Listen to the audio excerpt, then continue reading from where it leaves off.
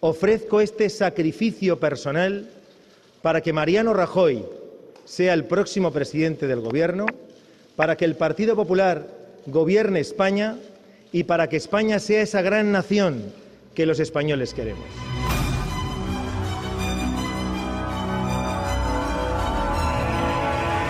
Ellos quieren un régimen, yo quiero democracia, libertad, justicia, trabajo, esfuerzo, sueños y más sueños. Esa transformación que asombra al mundo, que hace que el mundo vuelva la cabeza para poner sus ojos en Valencia. Camps, Blasco, Zaplana y Fabra. Son 4 apellidos que han aparecido en las portadas de los periódicos vinculados a al menos 10 casos de corrupción que se investigan judicialmente en la Comunidad Valenciana. Son solo 4 de los más de 400 políticos y empresarios relacionados con los conocidos Gürtel, Brugal o Fabra, y también Cooperación, Emarsa o Ibex, causas menos notorias, pero que han supuesto en total más de 12.500 millones de euros en gasto de las arcas públicas regionales. Unas tramas descritas con datos y testimonios en las 500 páginas de este libro, De Tierra de Saqueo, editado por Ediciones Lectio, y cuyo autor, Sergi Castillo, nos visita hoy aquí en Periodista Digital. ¿Qué tal, Sergi? Hola, encantado. Sergi, si te parece bien, comenzamos con una fecha, 19 de mayo de 2005. Ese día, un diputado socialista, José Camarasa, hace una pregunta que no se sabe bien qué es. Pregunta, ¿qué relación tiene el gobierno autonómico, de ese momento el gobierno del PP, con una empresa, Orange Market? Sí, este diputado le llega, ¿no? Alguien le cuenta que hay una nueva empresa que ha hecho un contrato, que se llama Orange Market. Empieza ahí por sospechar qué habría detrás de esa empresa, porque era una empresa nueva que había llegado con gente de Madrid, y le extraña. Lo pregunta por el registro en las Cortes Valencianas y pide los contratos. Y le contestan, al cabo de unos días, diciéndole que esos contratos no son de su interés. Vuelve a insistir, vuelve a hacer la misma pregunta. Una semana más tarde le vuelven a decir que esos contratos no son de su interés. Ese diputado, la oposición, consigue ver esos contratos 4 años después, pero gracias a una decisión de un juez dentro de una gran investigación que es el caso Gürtel. Y puede observar entonces, 4 años después, ese contrato y otros casi 90 contratos llenos de irregularidades, lleno de lo que era una gran trama de corrupción que se había estado beneficiando de los valencianos y las valencianas. Es decir, tenían ante sí la punta de un iceberg y todavía no lo sabían. Claro, y ahí está la clave de la opacidad que hemos vivido en la Comunidad Valenciana durante tantos años, en los cuales lo habitual era negar la información, tanto a los políticos de la oposición como a los periodistas que la demandábamos. Y ahí está el secreto, claro, porque si se hubiera conocido ya en el año 2005, se hubiera podido actuar sobre esos contratos, ¿no? Yo creo que se hubiera ahorrado un sufrimiento, no solo a la sociedad valenciana, sino al propio Francisco Camps, porque se hubiera podido evitar todo lo que ha venido después, actuar sobre esos contratos, que no se hicieran las cosas de esa forma y cambiar el modus operandi.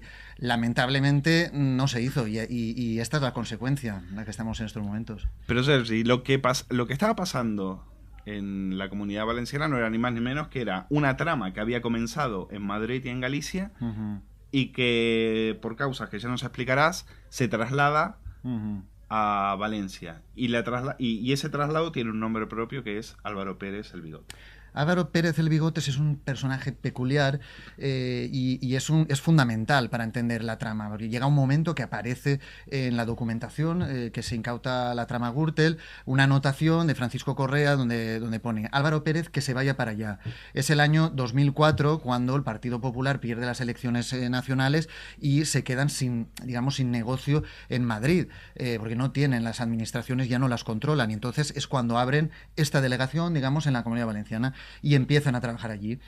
Encuentran a la persona ideal, que es Álvaro Pérez, que es una persona con un don de gentes, es una persona encantadora, que cae muy bien, que sabe ganarse a los dirigentes del Partido Popular Valenciano, se hace amigo de ellos.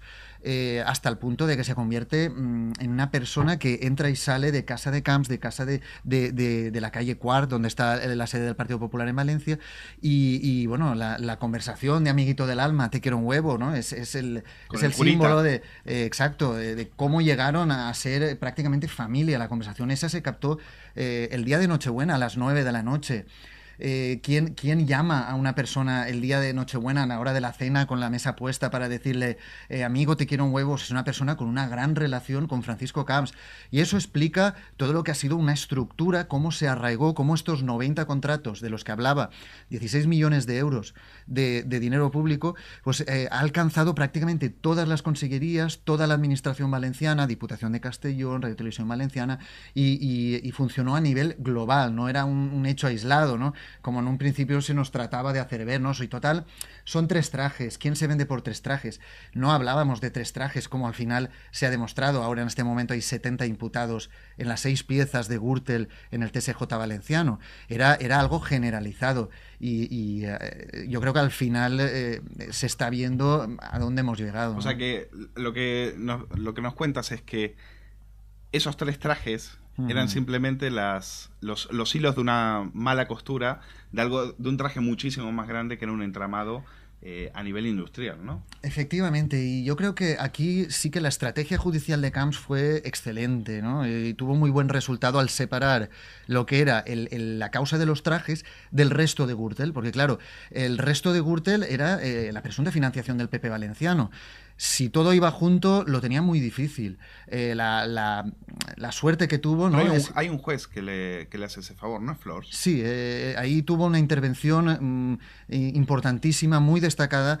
Su más que amigo de la Rúa, en este caso, era el presidente del TSJ, no era José Flors era el que llevó la instrucción de que sí que había indicios delictivos, ¿no? En este caso, el que separó del grueso de Gürtel fue el presidente del TSJ, que ya había manifestado que era íntimo amigo de Camps, ¿no? Entonces, al separarlo, el caso termina en un jurado popular, en una comunidad donde Francisco Camps tiene un gran carisma, una hegemonía social tremenda, y acaba absolviéndole en un juicio donde también lo cuento en el libro, donde hubo bastantes hechos cuanto menos extraños, ¿no?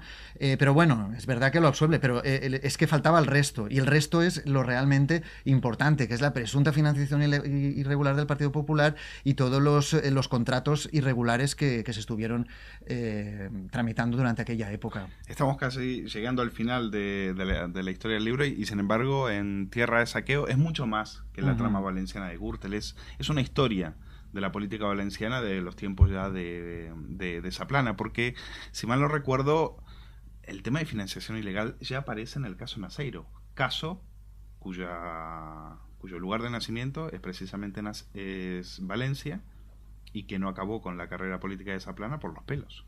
Efectivamente, yo lo comento en el libro, ¿no? Qué diferente sería la realidad valenciana de la Comunidad Valenciana, ¿no? Si el caso Naseiro tiene un desenlace diferente, porque Zaplana reconoce en unas conversaciones, ¿no?, de los pinchazos de la policía, pues que él quería hacerse rico en política. Hubo un expediente que en su día le abrió el actual ministro Ruiz Gallardón al propio Zaplana. Es importante ver todo lo que ha sucedido en perspectiva, ¿no? Y yo creo que eso lo estábamos perdiendo. Había tantos casos, han explotado tantos, han saltado tantos casos de corrupción que era necesario un poco contextualizar, ¿no? Echar la vista atrás y ver exactamente dónde estábamos. Y ves las relaciones. El caso Naseiro, el abogado que hizo una pirueta judicial para anular aquellas conversaciones, aquellos pinchazos, fue el mismo que después ha salvado a Camps de una condena en el caso de los trajes, ¿no? Con esta estrategia de separar el caso de los trajes del resto, que es el abogado Boix, que ahora también, por cierto, ha sido el abogado de Carlos Fabra y de muchísimos otros dirigentes del Partido Popular. Sí, y al final recordemos que el caso Naseiro comienza, no se está investigando un caso de financiación ilegal, se estaba investigando una trama de drogas. Sí, ¿no? Era por un asunto de un familiar de un concejal de Valencia que tenía, la policía sospechaba por el tema de tráfico de estupefacientes y luego es cuando van saliendo esas conversaciones donde están involucrados grandes dirigentes del PP en Madrid y en la Comunidad Valenciana, entre ellos Ángel Sánchez, otro de los imputados ahora también por el caso Bárcenas, ex tesorero.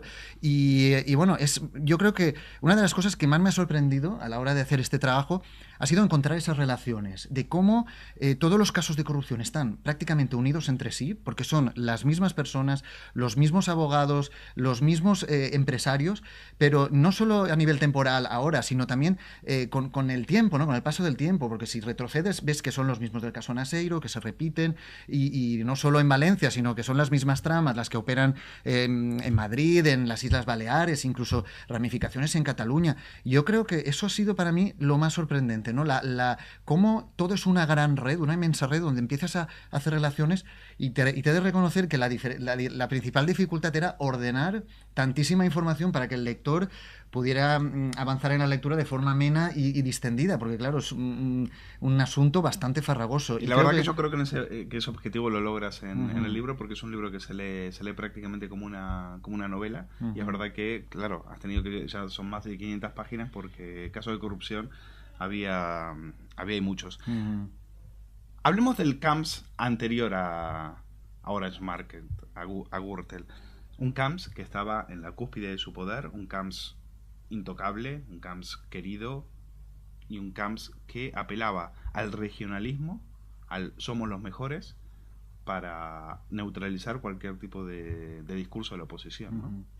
Sí, Camps, cuando llegó al poder, hay que tener en cuenta que él venía de la rama, digamos, de la parte católica del Partido Popular. Y habíamos tenido en Valencia a una persona que era Eduardo Zaplana, más liberal, una persona pues rodeada siempre de escándalos, tanto en su vida personal como en su gestión política, ¿no? Entonces Camps aportó un carácter diferente. Allí se denomina bon chic, ¿no? Era el bueno, en fin, era una persona de un carácter totalmente diferente. Y yo creo que incluso la izquierda en Valencia lo vio con buenos ojos, ¿no? Después de lo malo venía una persona como él. Y poco a poco se fue desengañando, ¿no? En realidad creo que el resultado lo hemos visto incluso peor, ¿no? El cómo detrás de esa fachada en realidad yo lo digo más o menos así, ¿no? Puso la administración valenciana en manos de gente de una red de crimen organizado, ¿no? Podemos incluso decir, ¿no? Una red como la red Gürtel. Y es verdad que Camps al principio la gente lo veía con otros ojos y tuvo que pasar la famosa conversación de amiguito del alma que él había negado esa relación para que cayera el mito, en parte. Pero era ingenuo Camps. Quiero decir, ¿cómo se entiende que un político con aspiraciones como las que tenía Camps y con un perfil que le podía haber llevado al Palacio de la Moncloa cometiera el error de tener ese tipo de conversaciones con estos conseguidores, con estos personajes? Es que, lo cuentas en el libro, quizás uno de sus mayores errores es haber metido a la trama Gürtel en su propia casa. Él yo creo que lo comentan, porque el libro es importante también destacar que, aunque lo firmo yo, ahí participan muchos periodistas, muchos políticos, ¿no? Que ofrecen su testimonio para completar la crónica, y algunos de ellos lo explican así, ¿no? Él se endiosó, ¿no? Él creía que no había, que iba a formar parte de la historia, que entre Jaume I, el que conquistó Valencia, y él no había pasado prácticamente nada, ¿no? Entonces se creó como una figura simbólica. Efectivamente asumió el discurso de que Valencia soy yo, él representaba a los valencianos, y además contrapuso su propia figura con la oposición, con Zapatero, con un discurso perfectamente estructurado del Zapatero no nos quiere, Zapatero nos margina, en cambio nosotros, los del Partido Popular, somos los que en realidad estamos haciendo grande Valencia, región, con las inversiones, con los grandes eventos, con todo la Fórmula 1, todo lo que ellos, incluso un aeropuerto en Castellón. ¿Por qué no se merecían los valencianos tener un aeropuerto en Castellón? Explotando ese complejo de inferioridad. Exacto, que había en la tocando región, la ¿no? autoestima, la fibra sensible, y eso le hizo en que era imbatible, era un partido que prácticamente impedía la alternancia porque el discurso era imbatible, como te comento, y luego él logró crear esa imagen y trasladarla en Madrid, ¿no? En parte también gracias al aparato que conformaba Canal Nou, ¿no? Cómo irradiaba aquí en Madrid los medios lo veían como una figura efectivamente con muy buena imagen, como una persona que arrasaba en las elecciones y que era imbatible, y hasta el punto de que iba a ser el sucesor de Rajoy en 2008. Sergi, dentro de lo que era el poder campista, el poder de Camps, hay un instrumento que es fundamental, que es el de la televisión pública, ¿no? ¿Qué papel jugó la televisión pública y sobre todo durante toda esa etapa en la que Camps estuvo acorralado por el caso Gürtel. A ver, Canal Nou fue un elemento clave. Canal Nou, date cuenta que se ha encontrado en la documentación incautada a la trama una anotación en las carpetas de Francisco Correa donde ponía una anotación que ponía Pedro García quiere ser director de Canal Nou en abril del año 2004. 4 semanas después, las Cortes Valencianas nombran a Pedro García director de Canal Nou. Con esto tenemos un ejemplo del poder que llegó a tener la trama, ¿no? Hasta qué punto Correa era el que ponía y quitaba agentes a personas con la relevancia del director general de la radiotelevisión pública. Porque Canal Nou, además de ser una empresa pública que garantizaba cierta opacidad para poder hacer sus chanchullos, como se ha demostrado con el tema de la visita del Papa y los contratos que se están investigando, pues además era fundamental para todo el aparato de propaganda y manipulación. Porque vamos, sobre todo cuando estalló el caso Gürtel, se convirtió en una pieza clave. Allí todo lo que salía por Canal Nou estaba absolutamente controlado, pero estaba controlado porque es que estaba en manos de la trama Gürtel. Era un elemento más. Igual como una de las cosas que revelo en el libro, José Luis Peñas, el exconcejal del PP Majadahonda, que es una de las personas que formó parte de la trama. El hombre que destapa, ¿no? Exacto, el hombre que destapa, y es el autor del prólogo. A él le ofrece en un momento dado Francisco Correa ser director de Feria Valencia, que es otra de las estructuras, ¿no? Bueno, otro Feria sitio, Valencia, lo cuentas en el libro, es un pozo de corrupción. Sí, exacto. Es otro de estos lugares donde había una opacidad que garantizaba poder realizar ciertas maniobras, ¿no? para su beneficio. Peñas dijo que no. El caso de Pedro García en Canal Nou sí que fue adelante. De hecho, en estos momentos hay 4 imputados en la pieza de la visita del Papa, 4 directivos de aquella etapa de Canal Nou, donde por cierto también hay imputado el que era el número 2 de Pedro García, Vicente Sanz, que es uno de los implicados también en multitud de historias dentro de lo que ha sido la historia de la corrupción en la Comunidad Valenciana. Le pillaron una conversación que dijo que estaba en política para forrarse, así literalmente. Era presidente provincial del PP en Valencia. Luego Zaplana lo puso de número 2 en Televisión Valenciana, y allí ahora está a punto de ser juzgado por abusar sexualmente de 3 trabajadoras de Radio Televisión Valenciana. Esto nos da un perfil de lo que fue Canal Nou, ¿no? Donde además estas trabajadoras en ningún momento fueron apoyadas ni socorridas por la dirección de Canal Nou, sí por los sindicatos. Y esa es la situación. Y llegamos hasta ahora, y al final cierre de la televisión pública. Donde estaban todos los periodistas que estaban ahora denunciando que manipulaban la información, donde estaban cuando se informaba sobre el caso Gürtel. Sí, la verdad es que hay un debate abierto en estos momentos en la Comunidad Valenciana sobre el papel de estos periodistas que ahora de repente critican al Partido Popular y están contando cómo les obligaban a manipular la información y tal.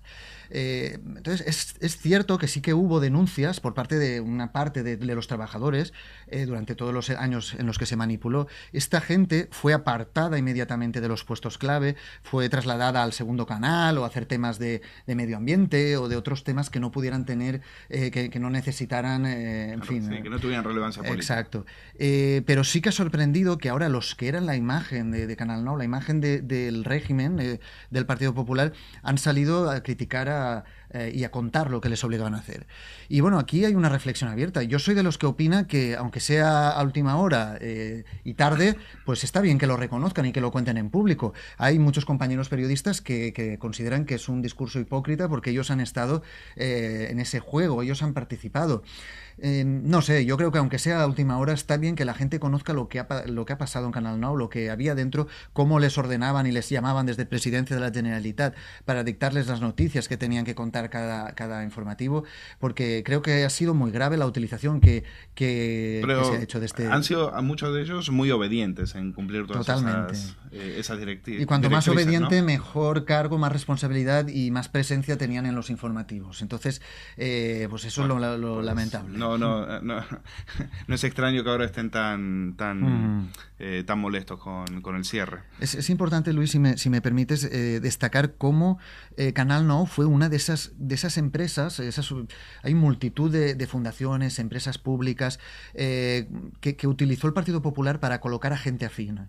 Ellos crearon una administración paralela a la administración, oficial, con gente enchufada, con gente colocada. Sí, porque cuando en los inicios Canal Nou no eran Canal Nou, 1.800 por ejemplo, personas, ¿no? Empezó en el año 95, tenía 600 y terminó con 1.800 poco tiempo antes de cerrar, ¿no?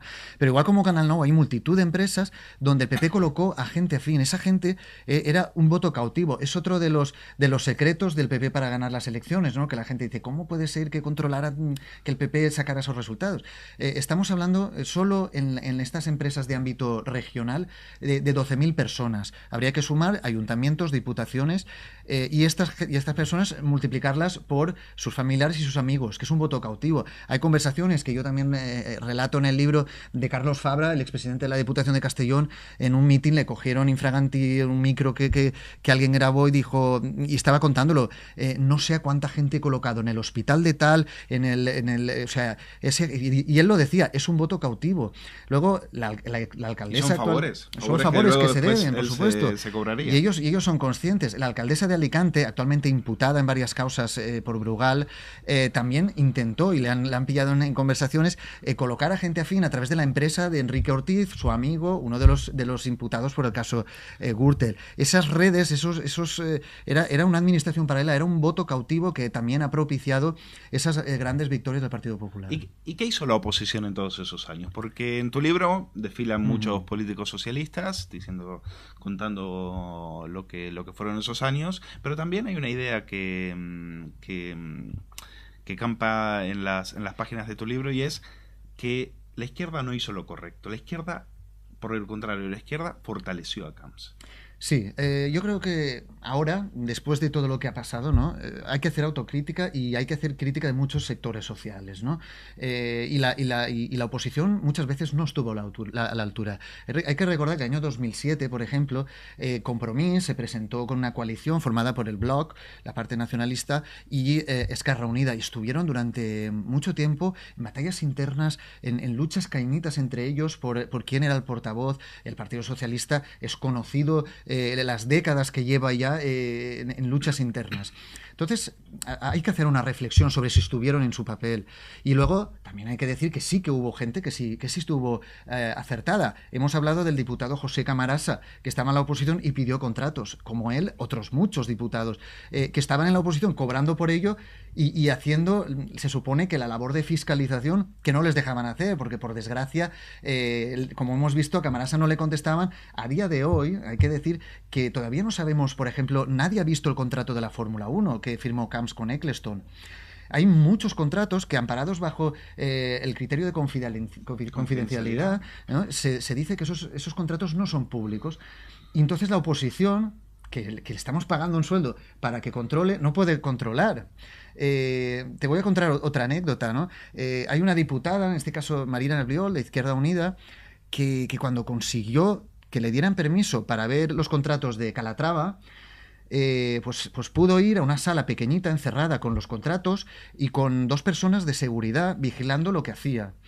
En un momento de despiste se sacó el teléfono móvil para grabar y hacer una foto, esos contratos, y poder luego hacer pública las cláusulas que habían. Pero esto te estoy dando una muestra, ¿no? Y que los lectores quiero que tengan esa consciencia, ¿no? De cómo se nos ha ocultado en qué se gastaba el dinero. Y mientras ellos se hacían grandes fotos con Ecclestone, con grandes figuras del deporte, con Calatrava, con Urdangarín, con tantos y tantos. Sergi, así como la oposición no estuvo a la altura, tampoco los medios locales estuvieron a la altura, ¿no? Ha habido de todo. Ha habido muy buenos periodistas que han denunciado, y algunos incluso se han jugado su puesto y han terminado, pues muchos en el paro. Y sí que ha habido otros muchos medios pues, que han actuado de forma más complaciente y a lo mejor pues en un momento dado han mirado hacia otro lado.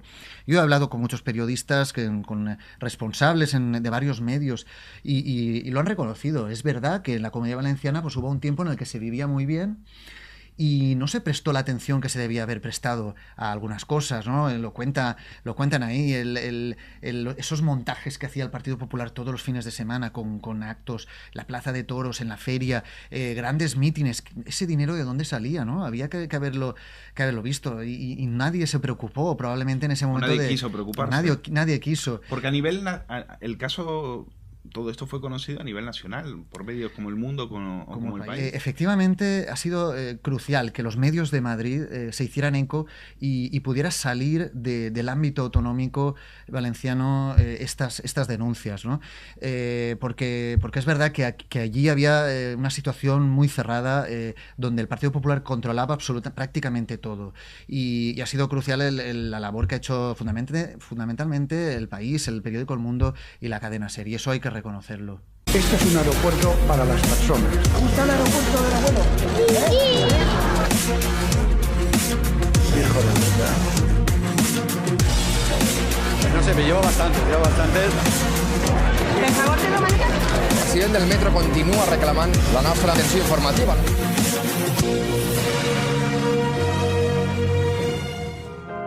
El Partit Popular va somiar durant molt de temps que estava cometent crims perfectes. Cuánto se paga, cómo se paga y a quién se paga, eso tiene que ser público. Contribuyó muchísimo la izquierda a consolidar a Francisco Camps. Camps solo tenía una obsesión, que era el poder. Yo he entendido el cargúrtel, pero el presidente de la Generalitat Valenciana. Volien inhabilitar-nos per atraure'ns del Parlament. Yo creo que uno de los símbolos de la corrupción en España es y será siempre Francisco Camps. Amiguito del alma. Siempre estaré detrás de ti o delante. Yo me pago mis trajes. Tienes mi amistad sincera. No hay nada que esconder. Ahí está la primera piedra, le vendrán más. A usted le encantaría coger una camioneta, venirse de madrugada a mi casa y por la mañana aparecer yo boca abajo en una cueva. Tengo unas ganas locas de explicar públicamente lo que hay, que es nada.